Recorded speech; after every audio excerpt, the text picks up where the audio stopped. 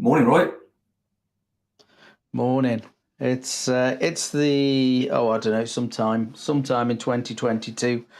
And this is the Tuesday Chew.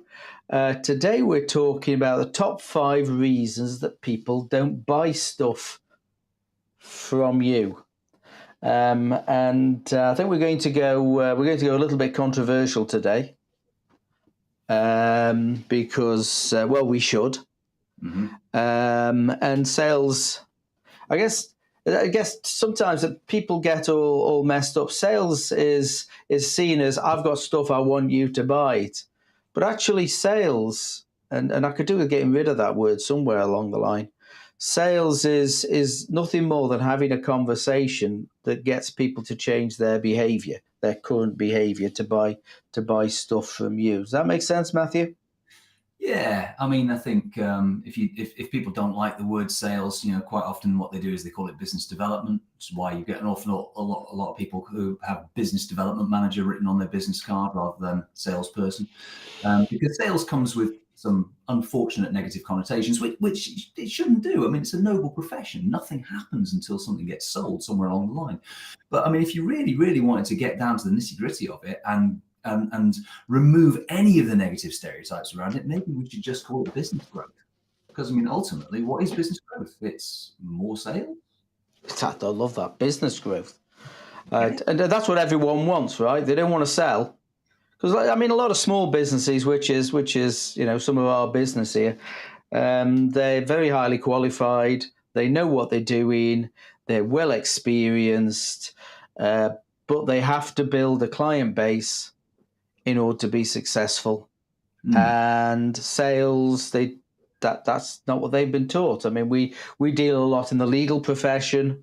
And professional services, and they went to university for years and years of college and night school in order to get good at what they're doing. And then they sit there and they go, right, I am a accountant, lawyer, engineer, and someone says, now you've got to start selling. You what? Yeah. Where did that come from? Absolutely, and sometimes you get the ones who are naturally very good at it, and they're very good at building a cadence of behaviours that moves them intentionally to where they need to be, and they stand out from the crowd. In fact, very often, particularly in professional services, they get sort of names like Rainmaker and so forth, because they're the ones who kind of make it rain. And it's really interesting because they do stand out. But it's so necessary. Without people doing things like that, you don't end up with more clientele. You don't end up with expanding your client base. And very often, some of the difficulty happens in that initial conversation you have with people, where somebody who's a prospective client or a potential prospective client sees you not as the trusted advisor that you might potentially be to them, but they see you as somebody who's just, well, for want of a better phrase, on the make. You're out there to try and, get something from them. And they don't quite necessarily trust you, which is unfair because you're a very trustworthy person. You've, like you said, they've trained for 7 years, some of them, to do what it is they do. So they're hugely trustworthy. But it's bridging that disconnect to start with, and you end up with these slightly disingenuous brush-offs, these smokescreen comments and things that actually, it's basically a very gentle, veiled, nah, that's not for me.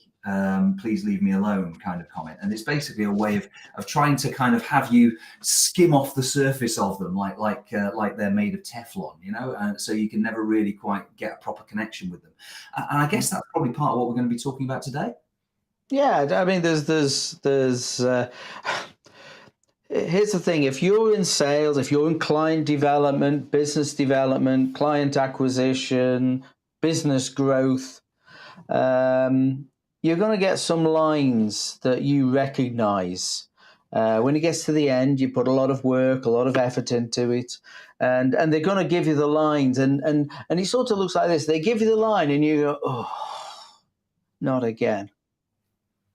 And because you should know better, but you're not quite sure of the solution. So for you watching, are there any lines that you've heard from prospects as an excuse not to use your product and service, even though you know they need what you've got? Are there any common lines? We'd love to hear about them. We can talk about them in future Tuesday Chews, because if we're hearing the same line more than a couple of times, it's a problem that we need to resolve and we need to work with. Does that make sense? Yeah, it does. I think it's important to recognize that, sometimes there'll be very genuine reasons why people shouldn't be doing business together. Because, there's whatever it is, 7.8 billion people on the planet. Statistically, it's highly unlikely that every single one of them is going to be your client. It would be terribly arrogant to assume otherwise. So ultimately, it is about forging that real relationship of equal business stature so you can work out whether or not there are genuine reasons to do business. So it's about seeking the truth of whether or not there's a business relationship to be worked out between the two of you. But we have to recognize that sometimes there's that disconnect, as I've just said, which is based on initial slightly unfair mistrust, which is usually based on a stereotype of, somebody's trying to sell me something. Yeah, we don't want to be sold to, right? We don't want none of that salesman stuff. Absolutely. No, everybody likes to buy, but nobody likes to be sold to. There's a thing.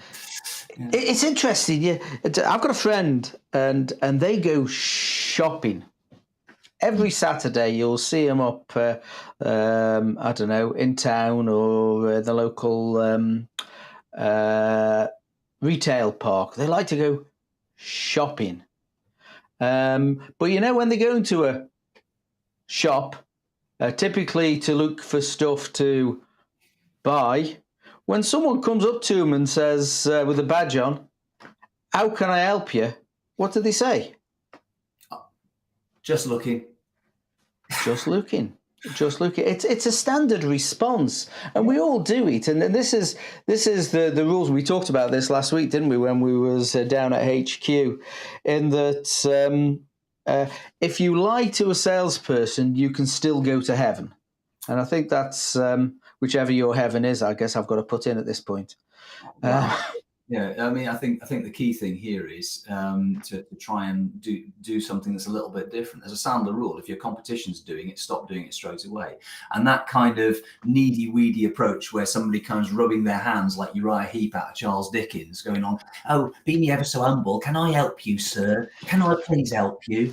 All you smile. Yes. Think of desperation coming off them, and basically the no, just looking is really a euphemism for please go away and take your sweat-stained armpits away from me, you polyester-wearing smelly person, because that's kind of how it comes across. Whereas if you're greeted by somebody in the store, bear in mind I come from a retail background, so this is quite new for me. If somebody comes in and says, "Oh, lovely to see you. What brought you in here today?" Yeah, and that's because you can't say no to that, can you? And you can't say yes. No, exactly. But it gets them thinking as well. Something, and they sort of back in track. Why did they walk in the door? What was going on in their head? I know certainly exhibitions we used to do in industrial sales. Used to do quite a few exhibitions, and people would walk on the stand. And my line, which always worked for me, is I'd sidle up to somebody. I'd say, "Look, my boss is watching. My job is to come and talk to you. It's okay. You don't have to say anything. Just nod sagely like I'm having a conversation." And they would always laugh. And we'd start a conversation. And again, it's just about being different. But we've gone off track. Let's get back on track. So, and I guess one of the things, that particularly when we're talking B2B sales, which is where we are, some of the standard lines that you say. I mean, can you think of any standard lines that somebody would say when you're trying to, or when you're looking at, could they be a possible client? What sort of the put-off lines do they give you? Oh, we don't need it. We don't need that. We don't need it, and actually that could be the case, couldn't it? Could be. They don't need it, and Mr. Prospect, appreciate that. You probably don't, and just by the way you say it, sounds to me like you're 100% happy with everything that's going on in your world with this sort of stuff.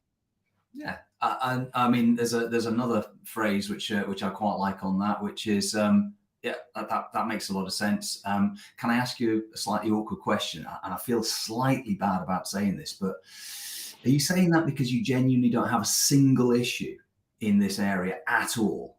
Or is it because you just can't quite believe that a total stranger has phoned out of the blue and might be able to help? Yeah.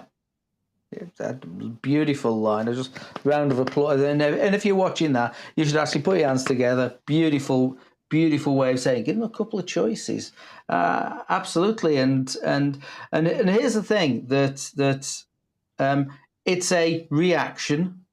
I'm just looking that as a salesperson, you're going to have to work out what your next line is, and that's certainly a great approach. Can I add one little thing there? I mean, Go on then. what's really, really important there is not just the line, because you don't just want to be doing this like it's a move, like it's a learned script. The key thing here is that it's a genuine response, not just a reaction. So it's vulnerable. It's genuinely, I'm seeking the truth, not sale here. So, and the truth may be that there is no business to be done. So the attitude we show up with, rather than I'm trying to manipulate them into doing something, coercively kind of con them into doing something. Now, this is genuinely, I want to know, is it because actually there's no problem, or is it because actually on some level you think this stranger has just phoned me out of the blue, chances of them helping me, zero. So I mean, if you say it right, just ask. Yeah it's and again we need to think, what are they thinking? And certainly it's interesting that since COVID times, and we talk about cold calling, my phone for people ringing into me is virtually silent nowadays. I used to get 2 or 3 calls a day from people prospecting. They don't do. Where are they? Well, they've all been replaced by electronic voices. I still get loads of phone calls, but very rarely from a real human.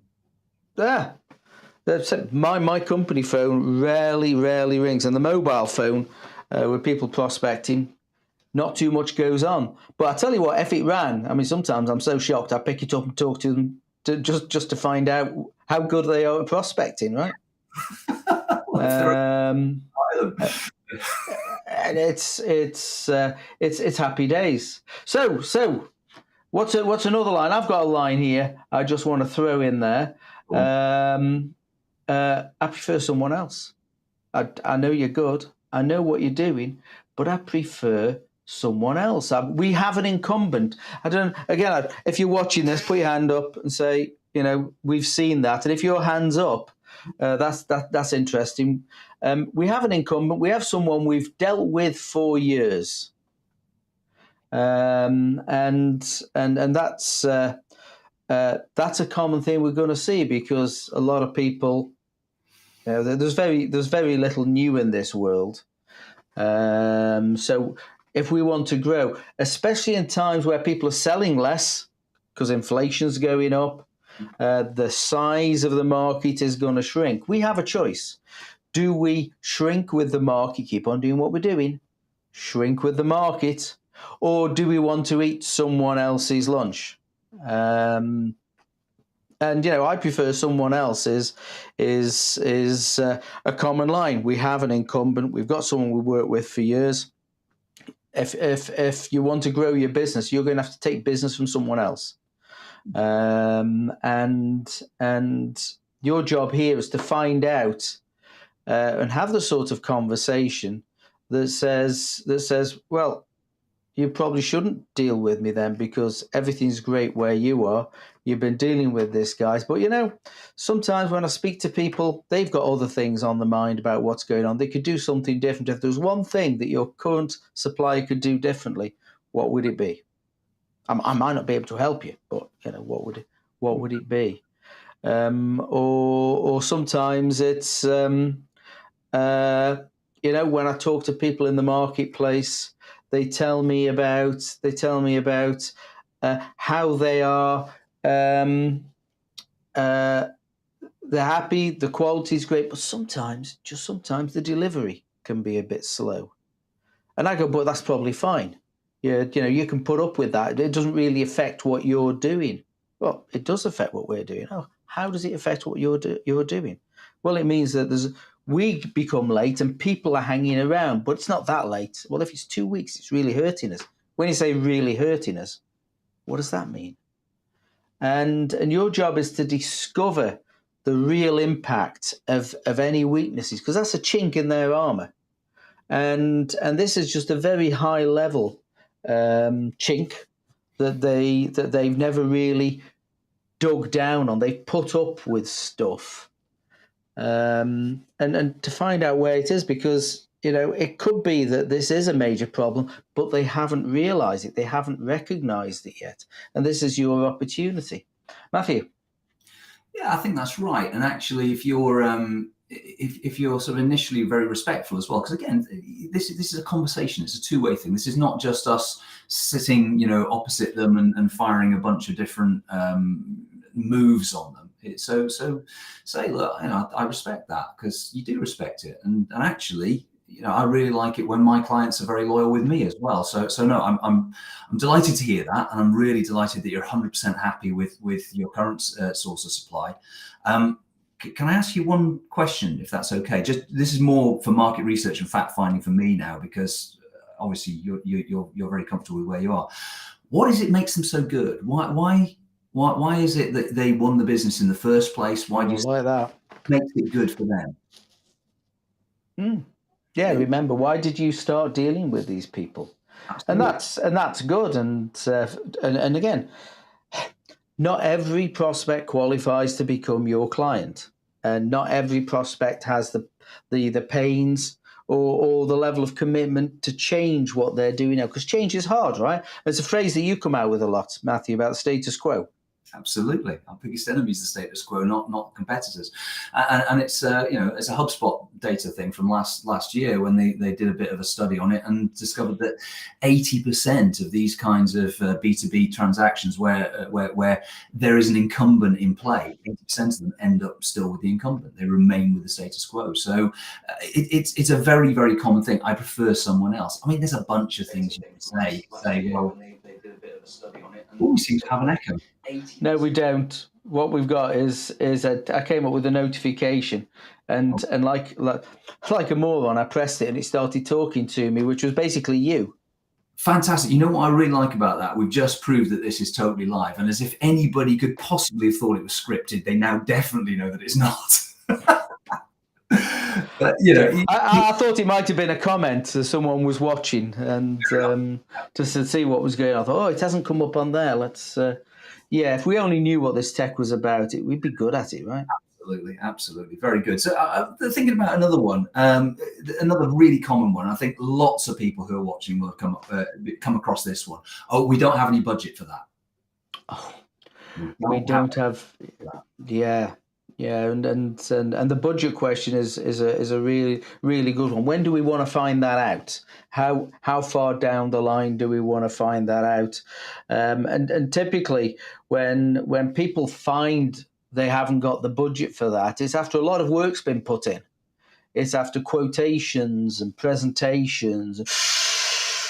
How much? And we don't like telling them the price because it could put us off going through our spiel, our process. But actually, if we don't know their expectations or limitations of what they're willing to invest to get rid of the problems and the pains that we've identified, if we don't know that before we go down the quotation and the presentation track, quite often we're just going to be commoditized at the end and go, it's too much. That's going to be their opening gambit. And why wouldn't they? Because salespeople have taught them, if they say it's too much, they're going to get a discount.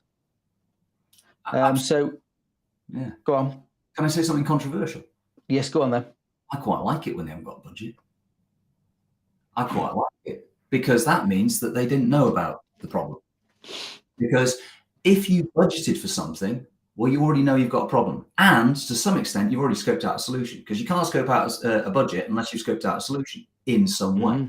So they certainly haven't scoped out your solution because they don't know about you, right? So actually, if they haven't got a budget, that's brilliant, because you can help them to self-discover what their problems are. And more importantly, what the financial, emotional, personal impact is of not solving those problems. So the actual cost. And if you can help them to self-discover that, if you can take them on a journey to help them self-discover that, well, guess what?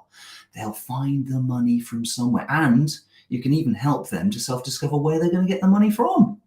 Even Because where you're going to get it from. price, then, it's about an investment. It's not a cost. It's about investing to take away something that's already costing you money. So it's about driving a gain rather than actually and preventing further loss rather than actually having to spend money, because spending money is painful, right? Whereas avoiding further loss is a lot less painful. So that kind of, I quite like it when they don't have a budget, because that's great. Yeah, we call that unrecognized pain, which is a great way of becoming a trusted advisor, I think. If you help them discover something they didn't know, or they thought this was the only way we could do it, you help them discover an alternative way, and that's really quite handy. And yes, you can help them to find the money, but I guess the cost of doing nothing. What does that mean? What is the cost of doing nothing? Now we've identified a challenge, and certainly, if we do a good job on the recognized pain, and we do a good job of being able to highlight the numbers in order to solve that pain, the actual cost of our offering actually becomes an investment and takes away from the pain and reduces the pain.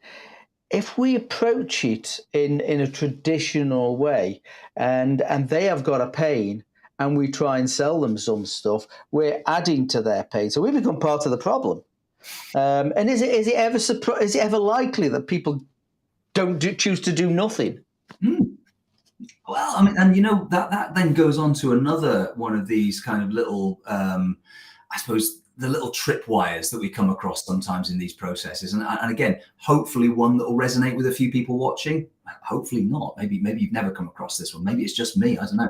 But it's when you've got through that point, and actually the person you're talking to, maybe it's a head of department, maybe it's somebody with a particular responsibility for a particular functional area of a business, or even a whole business unit, and you think that that's the person you need to be talking to because this is their area, and then they come back to you and say, listen, I really want to go with this. We talked about these pains, we talked about the fact it's costing me, I don't know, £1 million a year, yada yada yada, and it all looks like it's definitely makes loads of sense for them, makes loads of sense for you. It's a great business relationship. And then they say, but I've kicked it upstairs as a proposal to the board or whatever, the committee, and they don't want to go with it.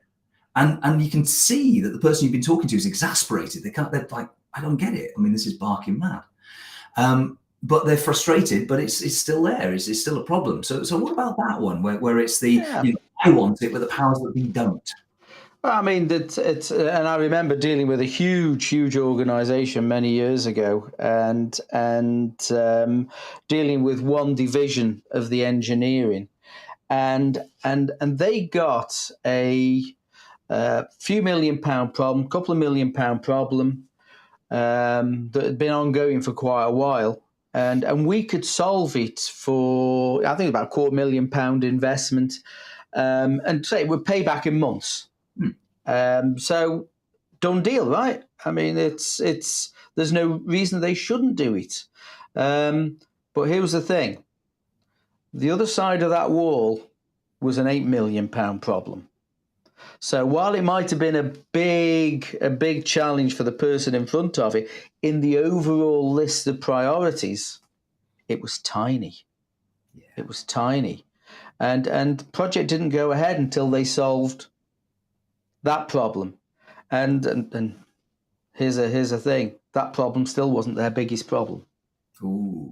So I was at least 3 on the list. So even though you've got a problem, you've solved a pain, you've taken it away, when it comes in the hierarchy, in the overall scheme of the company, it might make sense there, but it doesn't make sense at the whole. You need to find that out. And the conversation you've got to have is you've got to lean back and say, well, Why is that important in this organization? Why would anyone even spend a penny on solving that a short time ago you didn't even know was a big problem? Why would they spend the money? Who would be involved in that? What sort of things would they be interested in? Why don't we talk to those? Because until the money's hit the back of the net, it's not a sale. And the fact that it gets killed because it's low on the list of priorities, bit controversial, your fault. You should have found out. Absolutely. We need to ask better questions. We also need to recognize that our tunnel vision, our natural myopia, which comes from the fact that we tend to focus on our own stuff and we tend to focus on the things that we can deal with, can sometimes, not always, and hopefully, the people listening are thinking, well, I never do that. That's great. But sometimes it means that we're blind to the other things. And I said this to a client a few weeks ago, strangely enough, somebody in professional services. And I said, look, people don't have accountancy problems to solve. And they looked at me like I had two heads. And I said, no, what they have is business problems, of which there are a range of multidisciplinary solutions, one of which may be some of the accountancy things that you deal with. But ultimately, unless you understand the wider ecosystem of their business and where you fit in terms of priorities, and also how you can actually work with them to address those wider solutions, not necessarily by actually being the person who actually solves those problems, but by maybe helping them to put the right people in place, maybe networking them, maybe referring to them. You can't make yourself an indispensable part of their solutions architecture. And that's really what you're looking for. Yeah, there's a lot of moving parts in every business, and our job is to learn where we fit. And if the priority is low, the level of commitment is low, the level of importance is low, no matter if we've got the absolute best solution, they're not going to buy from us. And I think it takes a very brave salesperson who hasn't got a very long pipeline of business there. It takes a very brave salesperson to walk away from it. And that's what we need. We need brave salespeople, because we can hang on to things up to a point where they almost stink the building out, and they're sitting in the corner, rotting and festering. And we're trying to convince ourselves it's an opportunity. And sometimes, even though it's rotting and festering, we still clog it in the pipeline and go, no, it's in the pipeline. It's just been pushed back. Any salesman who's never said to their boss or themselves, this is still viable, it's been pushed back, just put your hands up. I'd love to know how many people putting their hands up. I'd love to see it in the comments. How have we ever hung on to something that looked like a deal for too long, and it never came off? Guilty as charged. Absolutely. I mean, there's this whole thing about flogging a dead horse, right? And if you ask any plumber what a good pipeline looks like, it's flowing freely. It can't flow very freely if it's clogged up with dead horses, fortunately. No. So yeah, I mean, it either you've got a pipeline which is pregnant with possibility, or it's clogged up with crap. And unfortunately, it's usually the latter, because there should be almost plenty in the funnel, but then once it gets into the pipeline, once it's closable business, it should be flowing smoothly. And you're absolutely right. It's a thing of beauty when you see. So we're just a minute away, I think, from shutting down. We've got a call to action here today, Matthew.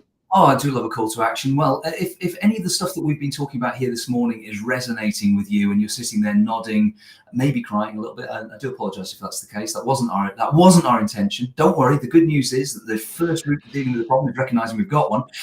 So 10 o'clock on Thursday, the 26th of May, I'm running a free 2-hour sales masterclass called "How to Break the Rules and Close More Sales." How to break the rules and close more sales, and I've got 4 spaces left on it. I keep the attendance list very, very tight, and I've got 4 spaces left. First come, first served. Put your name and details in the contacts down below in the comments, or you can send me a direct message.